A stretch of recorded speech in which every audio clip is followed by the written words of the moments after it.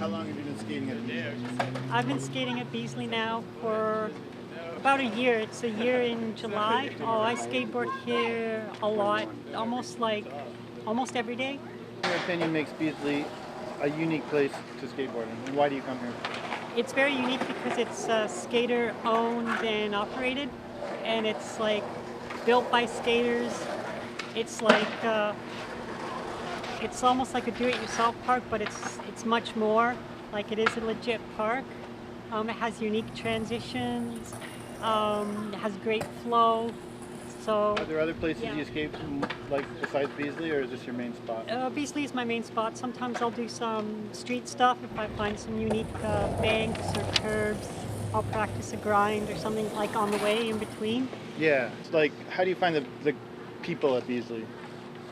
Well, when I first started coming here, I was like very unsure. I had a lot of anxiety and I was suffering a lot of depression. So like being near people really like affects me. But when I came here for the first time, there goes a skateboarder. Derek was really nice to me and open and accepting, and you know I kind of opened up about my issues, and he kind of just invited me in and let me knew I was safe. And then over the year, I got to know more people, and I just found it easy to relate to skaters because I don't do too well in society. It's helping me heal and get outside. Like if it wasn't for skateboarding, like I wouldn't be outside. I used to live inside all the time. Cancer too when I was a kid. Oh, really? And that really affected me a lot. Yeah. And the cancer treatment caused diabetes, and I have that to this day. Oh, jeez. And like, just because it was like at a time where like survival rates were like this, a lot of the kids around me passed away. Yeah. And that really affected me, survivor skills and stuff. So I have a bit of PTSD from that. Wow. That's a lot of things you've come through in your life. Yeah. And then you decided to skateboard. My anxiety was too great to get out, but this is a tool to help me heal. That's amazing. I didn't know that about you and your use of the park.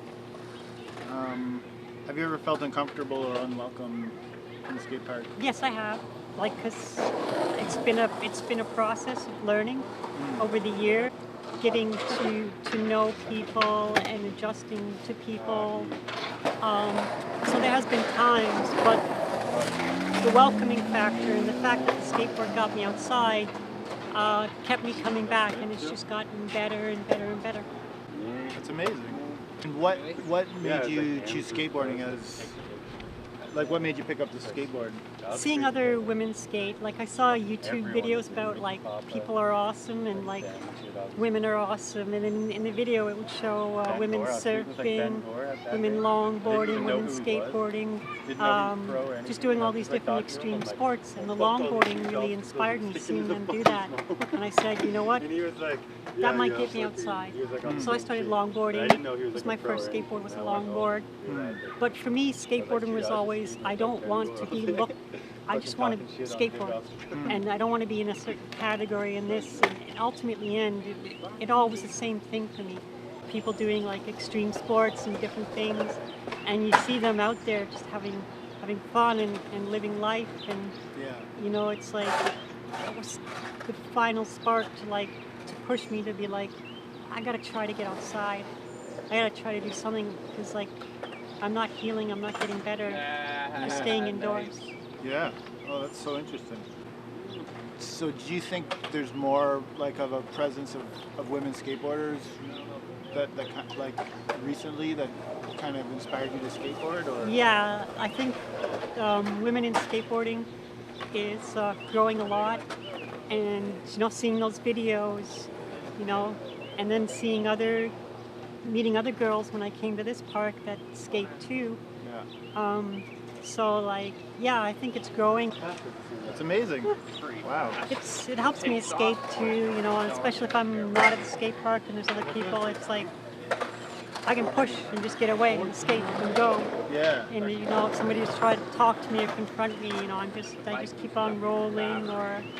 Yeah. Well, it's not. It's usually like sort of a male space, you know, the skateboard park. And even when I started coming here like 15 years ago, I felt nervous because I didn't know anyone. And I would think for a woman, just because of that, like, maleness of the space, it would be even more kind of. Yeah, that's also been an uncomfortable and intimidating part of this whole process for me. Yeah. But you're here every day skating. Yeah, because over the time, I've gotten to know more and more people, and they've been, you know, accepting, and the HSA has kind of provided that atmosphere Wow.